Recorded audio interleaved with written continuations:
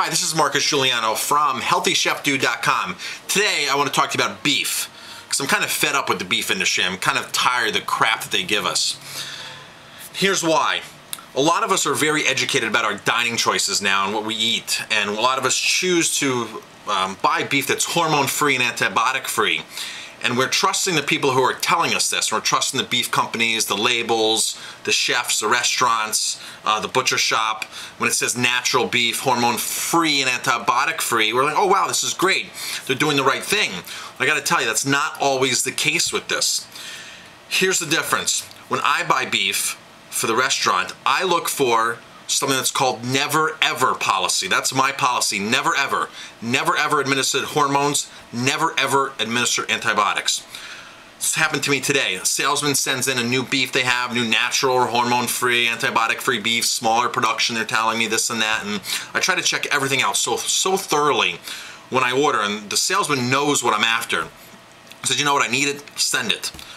It comes in this box and it says no hormones, no antibiotics. Then a little asterisk is there. The asterisk says prior to the last 300 days. Now that's a long time, 300 days in an animal's life. I've seen some that says prior to 100 days or 3 months or 2 months. What this means is that beef company was giving those animals hormones and antibiotics up until that many days before the animal was processed. Which to me, that's not hormone and antibiotic free. That just means, okay, it hasn't taken hormones or antibiotics in the last 100 days or 3 months or 4 months or 9 months is all of that means. So, big misconception here that people have. And restaurants and chefs and butcher shops will jump onto this and advertise it as hormone-free and antibiotic-free when the animal has been given this prior. And it's come down to this. I've seen even this in one case when I was first introduced to hormone-free, antibiotic-free beef back in the 90s, late 90s. I spoke to the beef broker, and he was like, yes, this is how we determine that it's hormone and antibiotic-free. We take 1 or 2 animals out of a batch of 100. We take some meat, we send it to a lab. If it doesn't test for antibiotics, we can call the whole batch, the 100 cattle, the 200, the 300, the 400 cattle, antibiotic-free. If they've tested 2 carcasses, 1 or 2 carcasses out of the batch, the whole batch will passes that, which is not a true reflection of what's really going on with the whole herd. Sure, they're in the same feedlot, the same farm, they're all being fed the same, but they're only testing 1 or 2 animals, and they're going, you know, and they're not raising the animals themselves because he was a broker, so they're just buying the animals out of a, you know, out of a market from other beef producers. Beef goes through like 7 stages, everything from calving the beef all the way to marketing the beef. In between those 7 stages, you have a lot of stuff going on, like a guy who feeds the cattle, just takes them out and puts them on his grass. Then you have another guy who buys it and feeds them another step. Then you have the processor who says, you know what, or the, not even processor, the one of the last before the processor, that'll buy them and stick them into a pen and start feeding them grain, and so they start plumping up and getting fat. Then they sell them off to maybe the processor, and the processor processes them. Then the processor sends them to a place that's going to break them down, box them up, and then the boxes go to the distributor, and the distributor goes to the restaurant or to you at the grocery store, and then we consume it. So there's all these stages in the beef production. So they don't really know where the beef's coming from because they go to the auction and buy the beef on the open market, and they give it to whoever has the highest bid is where the beef goes that day. So then it goes to these brokers. The brokers get and say, okay, so we'll test 1 or 2 carcasses out of the batch. They haven't had any antibiotics in our feedlot for, you know, the last 30 days or 90 days or whatever ridiculous number they want to put on there, and the whole batch passes. So here's my suggestion. If you're concerned about the hormones and antibiotics in your beef, when you go to a restaurant, when you go to a butcher shop, if you talk to a chef, say, I'm interested in eating beef that has had a never ever policy, where the beef has had, where it's never ever been administered hormones or antibiotics. And you can look at that because the companies will tell you. It's just you have to read the fine print. The chef can go look at the box and find out. The butcher can go into the grocery store behind the line and into the free refrigerators and look at the box and see what it says. And don't go for the word natural. Natural is just a bogus word. Minimally processed, you know, minimally processed is a total another, you know, total deception. Minimally processed. Once an animal walks through the gate going into the processing plant, the animal's processed. That doesn't happen naturally. That's not a natural progression of beef to walk down the aisle of a slaughterhouse and get put in a box, you know, a few hours later or however long. So natural beef or true beef to me is grass-fed beef. Beef that's just out on the grass pastures and eating only grass. Now, but grass-fed meat is a whole different topic that we'll talk about, grass versus grain, another time. Because a lot of people ask me that question, and I've gone on to it for years. I had the privilege when I lived in Colorado to be part of, or be on Dale Lassiter's farm, which is grassland beef, one of the largest grass pasture intense farms in the country. 28,000 acres.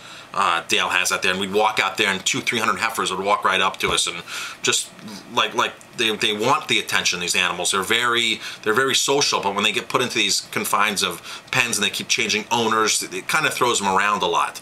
But we would walk out in Dale's in the grasslands, and the animals would walk right up to us. Would be in a sea of heifers. It was an amazing feeling. These huge animals just all right by you, knowing that these animals are interacting with you, and that he was treating the animals in a really an incredible way, and what he had done with those animals was phenomenal.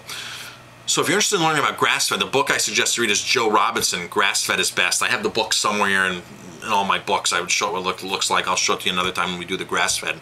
But in the meantime, when you go out to eat at a restaurant, or you go out to a butcher shop or a grocery store, don't let them fool you with the no hormones or no antibiotics. As soon as it says no antibiotics, say, well, when has it been never ever, or has it been weaned off of? Weaned is the key word. And you know what? Get on the internet. Search the brand name, search the broker, search the farm, call them, the processor, call them. Say, I would really love to eat your meat. I need a little more information so I'm 100% comfortable. And they'll tell you, because they're not really hiding anything. They're just putting stuff in the small fine print, which you're hoping you don't read because it's going to help them sell their product a little more. But they will usually disclose. I don't know if it's a law, if they have to disclose if they're doing that or not. The laws with agriculture are kind of wacky, and it protects the producers a lot of times. And you know what? If you're uncomfortable with that, don't buy it. Really what you should do is really go to a farmer's market and buy something that's really local in your backyard. You can actually go visit the farm and see what they're doing. Because the smaller guys aren't going to do that. They don't need to. The animals are out more in open pastures. If they're being fed grain, they're not being put into a feedlot and hundreds of animals together at one time. So they're not getting the diseases or the sicknesses that other animals would get. So the bottom line is, if you really need to judge things about price too. Things do cost. The more expensive things are raised that way, or cost that because of the way they were raised, the more in hands-on approach. So that was a direct relation to the quality as well. But back to the thing, never ever policy on hormones and antibiotics. Don't you get fooled. I know I haven't been getting fooled, and when I do get fooled, I send the stuff back and I say, you know what, I don't want any part of this, and demand better when you go out to eat, when you go out to buy food.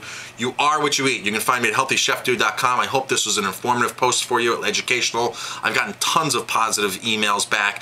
Email me, Twitter me, Facebook me, comment on this blog. I've gotten lots and lots of direct messages and emails from people that are just saying this is a lot of education. If there's a question you want me to answer, go for it. Shoot me an email, I'll answer it. If you want to join me here in my office, in the restaurant, or out in a field, or in a brewery, or in a field with cows, let me know. If you're a farmer, hey, we'll go on. We'll shoot at your farm. I love interacting with farmers. I love being part of the hands-on process and seeing what happens, and that's how I've been doing this for the last 12 years. I've visited tons and tons of farms. I've seen the bad, I've seen the good, and I kind of know now right off the bat if it's good or not. So I just try to just see the good now, because that's really what I want to focus on. But in the beginning, I would just go see anything, as a young student and as a young chef wanting to learn. Oh wow, they're processing beef, let me go take a look, not realizing what I was getting involved in at the point. Now I know the reputations, and I know the farmers, and I kind of know what's going on, and the terminology that I didn't know in the beginning, and the statistics. So won't you join this journey with me and educate yourself on food, health, environment, and all sorts of neat things that I'm going to get through to you on this blog. So until next time, you are what you eat.